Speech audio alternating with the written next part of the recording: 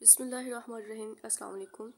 آج جو ہم ڈسکس کرنے جا رہے ہیں وہ ہے کلاس 10th کا چیپٹر نمبر 10 جس کا نام ہے گیسوں کا تبادلہ۔ ٹھیک ہے، تو آج جو ہمارا ٹاپک ہے وہ ہے اسموکنگ کے برے اثرات، ٹھیک ہے، یعنی کہ bed effects of smoking.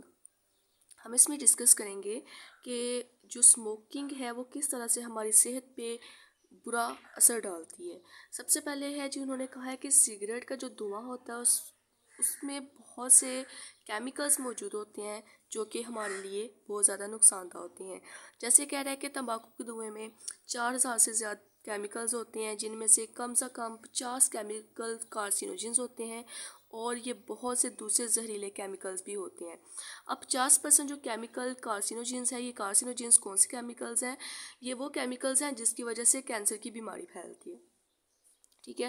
Next کہہ رہا ہے کہ بہت سے لوگوں کا یہ خیال ہوتا ہے کہ جو ہم اسموکنگ کرتے ہیں اس میں جسٹ پھیپھڑوں کا کینسر ہوتا ہے، جبکہ یہ بات جو ہے بالکل غلط ہے۔ اس کی وجہ سے، اسموکنگ کی وجہ سے نہ صرف پھیپھڑوں کا کینسر ہوتا ہے بلکہ بہت سی دوسری بیماریاں بھی پڑتی ہیں، جس میں مطلب کہ فار ایگزامپل آپ اسموکنگ کر رہے ہیں تو اس کا جو دھوئیں کا اثر ہوتا ہے نا، ہمارے پورے جسم میں ہوتا ہے، سر سے لے کر پاؤں تک وہ اثر ہوتا ہے، اور اس سے بہت سی بیماریاں، خطرناک بیماریاں پیدا ہوتی ہیں۔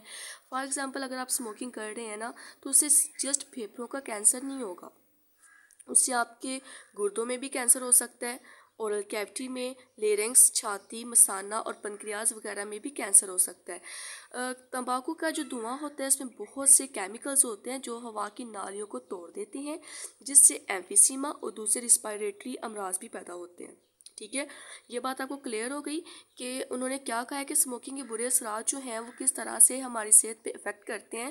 سب سے پہلے انہوں نے بات کی ہے کہ جو سگریٹ کا دھواں ہے اس میں 4000 سے زیادہ کیمیکلز ہوتے ہیں، اس میں 50% جو ہیں کیمیکلز کارسینوجنز ہیں جو کہ کینسر کا سبب بنتے ہیں، اور دوسرے بہت سے زہریلے کیمیکلز ہیں۔